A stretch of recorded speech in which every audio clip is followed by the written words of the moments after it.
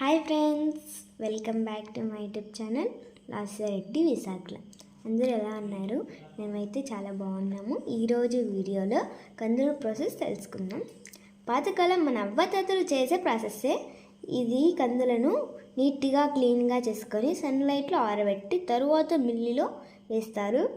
అది తరువాత వీడియోలో చూపిస్తాను. ఈ ప్రాసెస్ అంతా చాలా క్లీన్గా చేస్తారు. ఇది అంతా పచ్చని పొలాల మధ్యలో జరుగుతుంది. Thank you for watching.